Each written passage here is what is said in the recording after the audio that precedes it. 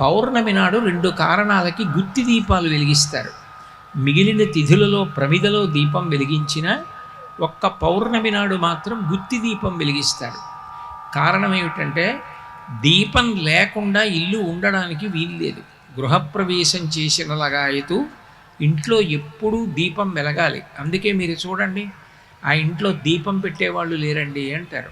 దీపం లేకుండా ఇల్లు ఉండడము అంటే అది అమంగళప్రదం, ఉగ్రభూతములు ప్రవేశించడానికి కారణమవుతుంది.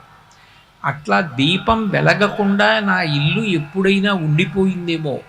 పూర్వం ఎప్పుడైనా ఇల్లు విడిచిపెట్టి తీర్థయాత్రకి వెళ్ళవలసి వస్తే ఎవరికో ఒకళ్ళకి బంధువులకి తాళం చెవి ఇచ్చి మేము లేనప్పుడు పూజామందిరంలో దీపం పెట్టి నైవేద్యం పెట్టండి అని చెప్తుండేవారు. గృహదేవతలు ఇంట్లో ఉంటారు, వాళ్ళకి రోజు దీపం వెలగాలి.